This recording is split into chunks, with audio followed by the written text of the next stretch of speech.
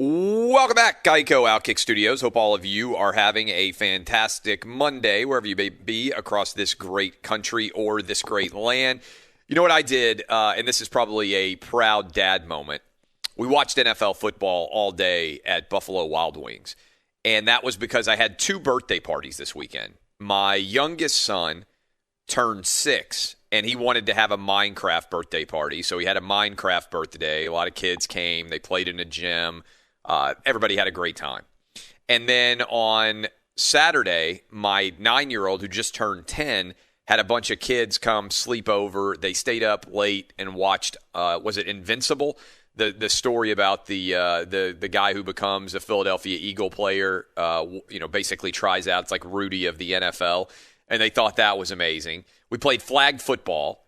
We're back to normal, basically. Like, football has taken over everything. And by the way, if you're starting off your Monday here, how about the fact the SEC is finally back as well? Every sporting event, it seems like, is all rolling in together. But in this household, we have a lot of different football moving parts in all respects. So my middle son is playing flag football. So we had a flag football game on Saturday. And we asked him, what do you want to do for your birthday? He said, I want to have my friends come over, spend the night. And then the next day, I want to wake up and I want to go to Buffalo Wild Wings and watch the Titans game against the Jags and also be able to see all the other games that are going on simultaneously. This is not even an ad, but we had an incredible time. We had felt like 8 or 9 kids who were 10 or under that were taking over a table. So I apologize to anybody who was in any vicinity of us because the kids were loud and rambunctious and they were running around a lot, as kids are often doing. But it was an incredible environment. It felt like football being back has brought back a large sense of normalcy, at least in my family, where even though a lot of the stadiums don't have crowds present or they have smaller crowds present, and it feels a little bit different if you're watching it on television, it also still feels very much like football has felt in most years, which brings me to the Atlanta Falcons. I know a lot of people are focused on the Dallas Cowboys and the fact that they found a way to win and avoid going to 0-2 and how much that it matters and everything else. But if you are a Falcons fan, if you are Matt Ryan, that little rolling onside kick that I don't even know hardly how you kick a football like that and it never takes a bounce, but is it slowly just rolling across the field? Every Falcons fan out there thought, we are going to find a way to screw this thing up. And I had a bunch of stats pulled on that game. So you Cowboy fans who are convinced you're going to go to the Super Bowl again, congratulations on the win. But I think it was more about, a lot of times after a game you say, hey, was this more of a win or was it more of a loss? And to me, leaving that game, I understand if you're a Cowboy fan, you're like the way Jerry Jones was celebrating, the way everybody lost their minds. Dak was celebrating like he just won the Super Bowl. Mike McCarthy finally got a win. But to me, this was more of a loss for the Atlanta Falcons than it was a win for the Dallas Cowboys. Let me explain why. The Falcons had 39 points, 0 turnovers. Entering today, this is an amazing stat.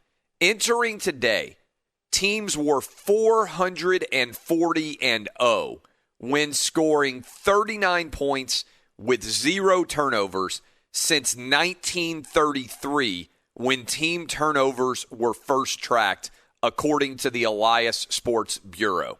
In other words, this had never happened before. Never in the history of football has a team scored 39 points in the NFL, had 0 turnovers, and lost as long as they have been keeping stats. Also, the Falcons' 20-point blown lead is their largest blown lead. I'm sorry, Atlanta fans, to have to do this to you, since Super Bowl against the Patriots when they were up 28-3 and led by 25 in that game. It's truly unprecedented. It has never happened before, and the Falcons made it happen. And look, I understand the argument out there.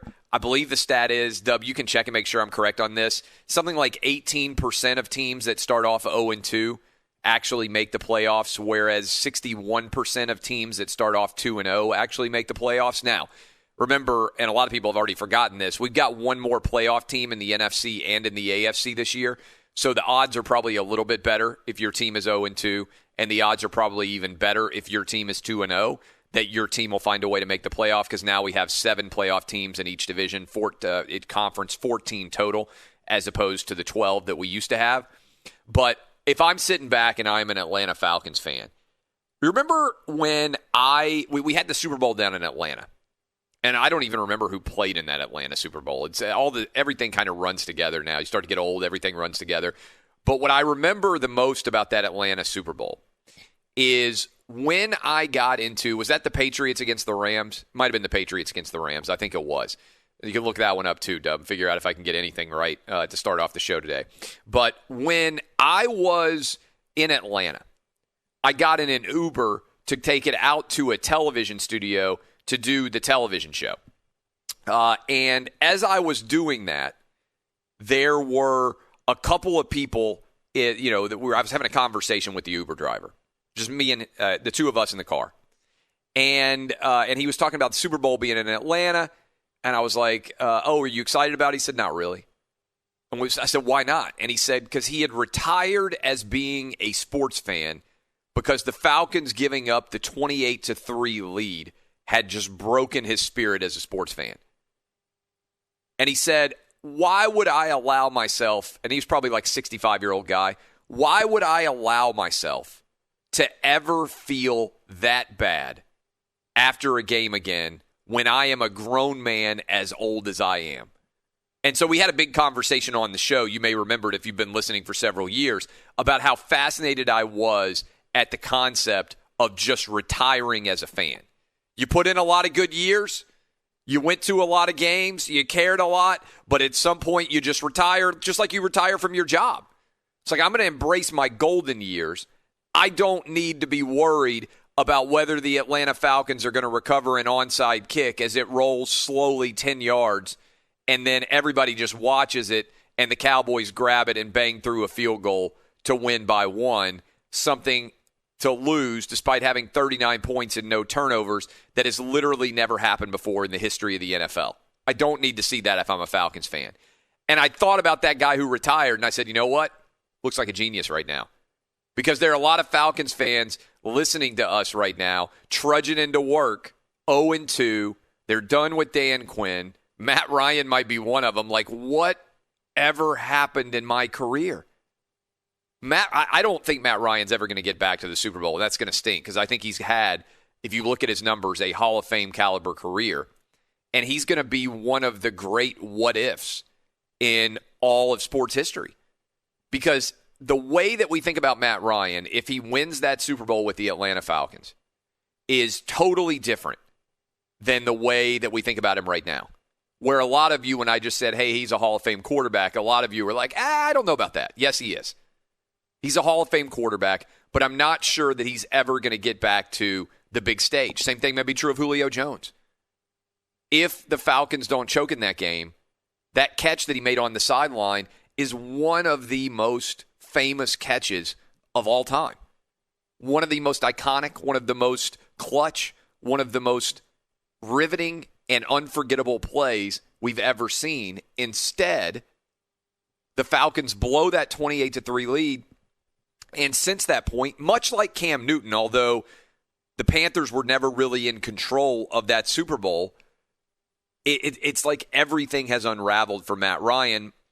And those guys get so close to having that Super Bowl hardware, and that's how we judge quarterbacks in the NFL, fair or foul. It's championship or bust. And I think that's true in a larger context. I saw Charles Barkley making a really good argument about Giannis and about the fact that how things have changed when Jordan lost 3 straight years to the Pistons in the Eastern Conference Finals, how that drove him to finally win a championship, and he didn't win a championship until he was 28 years old.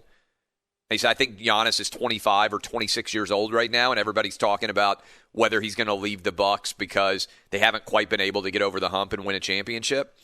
And I don't know exactly when the conversation shifted from hey, you can have an incredible career and just never happen to win a championship, to it's championship or bust. But that's the way we define quarterbacks now. And Tom Brady's defined quarterbackness would not really have changed very much if Atlanta had ended up winning that Super Bowl.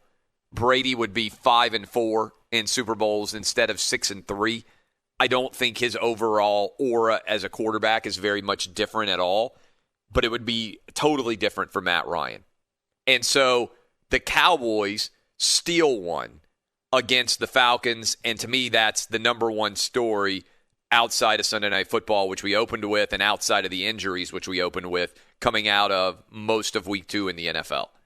The other major story, Justin Herbert came in without expecting to play. This kid was expecting for Tyrod Taylor to be on the field, to be handling every snap, and he came in and I thought played out of his mind. I watched the entire game. Now, let me tell you, the decision to throw the ball that led to an interception, if he could go back and change any play, I guarantee you that's the one he would change because he had an easy first down. He might have run for 10 more yards. The Chargers would have been in scoring position there. But to have a first start in your NFL career and to have it and only find out you're going to start theoretically a few minutes before the game because Taylor hurts himself in the pregame warmups, I don't think he could have played any better. And I thought he looked remarkably comfortable in the pocket. Some of the throws that he made were extraordinary. Again, he made one poor decision on that interception, then allowed the Chiefs to go back down 95 yards, I think, off of that interception, get a touchdown, 2-point conversion. They tied it up. Even with all that going on, they still have an opportunity. They come back down. They got a 1st and goal. They kick the field goal. They don't get a touchdown there. Go into overtime. Butker's just banging through 58-yarders, long field goals left and right. And I don't know what Anthony Lynn was thinking. But on 4th and 1 in overtime, your team gets the ball first. You're at basically your 35-yard line. You have to go for it there. And I'm not even going to get into the analytics argument, but I think the analytics argument would tell you you have to go for it there as well. But anybody watching that game, you have got Patrick Mahomes on the other sideline, Tyreek Hill, Travis Kelce, Clyde Edwards-Helaire, an offense that is starting to really get its groove going in the fourth quarter. And you decide to punt, even though once you punt, all they will need is a field goal. To me, at that point in time, the best case scenario for you is that they miss a field goal and you get the ball back. Because I don't think there's a very high likelihood that you're going to be able to stop Patrick Mahomes the way he had his groove going. Moreover, your pass rush, which had been so great early, did you see Bosa? He couldn't get off the field anymore. They were tired. Everybody was dead tired. It's week 2. There's no preseason. Everybody was gassed, so suddenly Mahomes had so much more time in the pocket. If you're Anthony Lynn, you have to consider all of those factors and go for it. And you've got a big mobile quarterback who does a pretty good job gaining yards if you decide to read option him. Or you can say, screw it, go play action, call your most deadly potential play action play, and try to win it right there and just take a shot downfield. The play is to go for it there. And the Chargers have lost so many close games over the years. I would be sitting there if I were a Charger fan and saying, why are you hoping that you're going to get the ball back in this scenario when the likelihood is pretty small? Now, look, if you're playing against somebody other than Patrick Mahomes, I still think the analytics would say go for it. But it's a lot more of an uncertainty whether or not you should go for it. But right then and there, I just don't see that as a remotely difficult decision. And those were, to me, the two biggest games that stood out in the NFL when it came down to a crucible moment to decide what to do. I would rather have my team be aggressive as opposed to passive. There's two different types of people out there, right? If I'm a coach, I would rather my guys make errors of aggression Hey, I'm trying to make a play, coach. Hey, I'm trying to, get off the ball and do something spectacular, than I would a guy be passive. Now, there's an element of rashness that can happen, right? You don't want to be irrational in your decision making. But as that ball is rolling along the field for the Atlanta Falcons there, I'm okay if my guy tries to drop on it to win the game and it squirts away from him, even though it hasn't gone 10 yards. Because by being passive and sitting there and waiting, you know that the minute it goes 10 yards, the Dallas Cowboys are going to try to pounce on it, but you get a free chance to recover that before they are allowed to do anything to you. And so I would rather my guy be aggressive right there, and I would rather be aggressive in the same vein on 4th and 1 from my own 35 there. Yes, you could get stonewalled, and then you give the ball to the Chiefs, and they only need a field goal, and they don't have very far to go. But the percentages out there are that you convert 4th and 1 on a 60 or 65% chance of that play. If you keep possession, you only need a couple of first downs, and then you're potentially in field goal range. Or you can continue to work your way down the field and try to get a touchdown to end the game. I didn't like either of those decisions, and what I thought they had in common was an embrace of being passive in a sport where I think oftentimes there's much more value in being aggressive. We'll continue to unpack this. I'll dive into more of the NFL action, tell you more of what stood out for me in week 2. Also, I'll tell you about my narrow victory in Fox Bet Live, a.k.a. Lock It In. I'm going to have my crown on later today on television, and I'm going to be breaking out my white Don Johnson jacket with a Titans Hawaiian polo because my team, the Tennessee Titans, got to 2-0 for the first time since 2008. We'll talk about playoff chances, crazily enough, 2-0 and what the impact can be. Dub has sent me the latest stats. I'll bring him in to hit us with those. We'll talk about the 2-0 teams, the 0-2 teams, and everything in between. This is not a surprise, guys. We're a football show, and on Mondays after the NFL and with college football, we're going to talk this. By the way, Joel Klatt will join us in hour 2 if you're a big college football fan. His game got canceled, but we'll talk about everything that we saw in college football as well. College football, NFL, it's what we do. This is Outkick. I appreciate all of you hanging out with us on Fox Sports Radio.